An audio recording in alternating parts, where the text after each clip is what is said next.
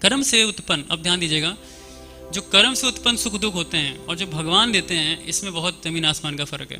क्योंकि कर्म से उत्पन्न जो दुख दुख होते हैं उसके कुछ लेश मात्र रह जाते हैं पीछे, और जो भगवान देते हैं उसके साथ कुछ पीछे रह नहीं जाता है। देखिए, इसको मैं एक उदाहरण से बताऊंगा।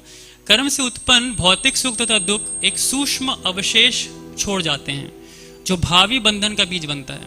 कहने का मतलब, आपने कुछ किया, आपके जीवन में सुख आया, दुख आया, चलिए मान लीजिए दुख आया। अब नॉर्मली जब दुख आता है तो व्यक्ति दुख के कारण को ढूंढता है। बहुत सारे कारण हैं।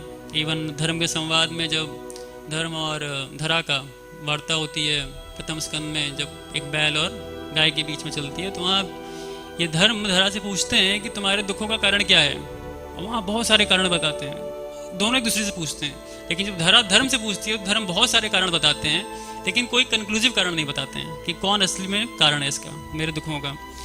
अब ये सब जो कारणों का विश्लेषण वहाँ पे कर रहे थे, तो मान लीजिए अगर एक आम इंसान के जीवन में कोई दुख आता है तो नॉर्मली वक्त तो किसी व्यक्ति को पकड़ेगा कि भाई इसके कारण दुख आया। लेकिन अगर मान लीजिए इस व्यक्ति को पकड़ता हूँ मैं कि इसके कारण दुख आया और इसने मेरे दुख के कारण को जन्म दिया है, तो क्या होगा? अगर वो कर्म बंधन का कारण होगा, कर्म बंधन से वो चीज़ आई होगी, कर्मों के द्वारा वो आई होगी, तो वो आपके हार्ट में एक फीलिंग ऑफ रिवेंज छोड़ के जाती है कि हाँ, इस व्यक्ति ने मेरे साथ बुरा किया, एक बार समय ठीक होगा फिर बताता हूँ मैं इसको। When the time comes I will teach him a good lesson. जय श्री राधा राधिका रमन की जय, कृष्ण बलराम की जय, जगन्नाथ जी सुभद्रा की जय। ये है कर्मों के फल के द्वारा, ये कर्म बीज के कुछ अवशेष पीछे छोड़ देते हैं। बहुत सुख आया तो क्या होता है? बहुत सुख आता है तो लोग सोचते हैं कि ओह इतना सुख प्राप्त हो गया मुझे, कहीं मुझसे छूट ना जाए। सुख का कर्मफल आया, कोई सुख छूट ना जाए, उसके लिए भरसक प्रयास करता है व्यक्ति, कहीं ये सुख हाथ से निकल ना जाए। तो एक के बाद ये कर्मों की साइकिल को क्रिएट करता रहता है, जनरेट करता रहता है। लेकिन यहाँ पे जो बता रहे तात्पर्य में कि जो भक्तों के जीवन में भगवान के द्वारा आता है, ऐसे सुख तथा दुख से पतन होने की संभावना रहती है तथा नरक में जाने का खतरा बढ़ जाता है। किंतु भगवान की इच्छाओं से उत्पन्न सुख तथा दुख अपने तत्कालिक उद्देश्य पूरा हो जाने के पश्चात ऐसा कोई अवशेष नहीं छोड़ता है। भक्त जानते हैं दुख आया तो एक बहुत ही एकदम फेमस श्लोक है जो हर बार कोट करते हैं, तत्यनुकंपा सुसमीक्षमानो भुंजानेवात्म कृतम विपाकम तद्वाघृत वपुभिर विदधन नमस्ते जीवेत मुक्ति पदे सदाय भाग।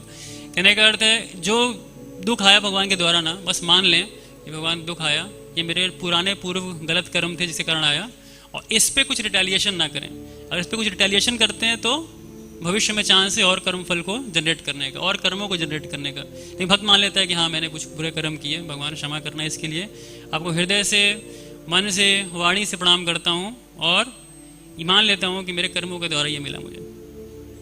खत्म बात, आगे कुछ नहीं है आपके लिए। सेम चीज सुख के साथ है। अगर सुख भी आया जीवन में तो किस प्रकार से है कि हाँ भगवान की विशेष कृपा मेरे ऊपर आई है, सुख मिला है, लेकिन ये ज़्यादा समय नहीं रहने वाला है, तो इस सुख में मुझे रम नहीं जाना चाहिए, अपनी ड्यूटी से भटक नहीं जाना चाहिए।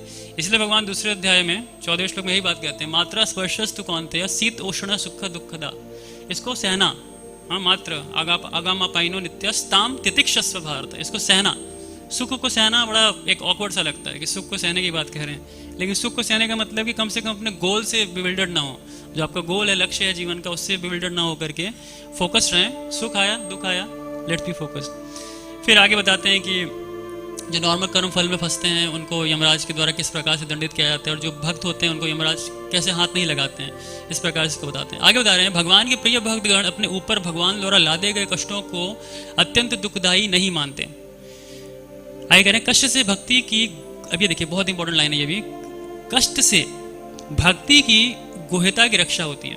इंग्लिश में कहते हैं इसको, तो मिजरीज के कारण क्या था कि भक्ति की जो कॉन्फिडेंशियल सीक्रेट्स हैं वो रक्षित होते हैं। क्यों? क्योंकि श्रद्धा विहीन लोग इसके भीतर प्रवेश करने का साहस नहीं कर पाते और इससे ये उत्सुकता बढ़ती है जिससे भक्तगण भगवान को प्रकट करने के लिए पुकारते हैं। बहुत ब्यूटीफुल, सारे पूरे पर्पण में लाइन बहुत, एक्चुअली पश्चिमी में बहुत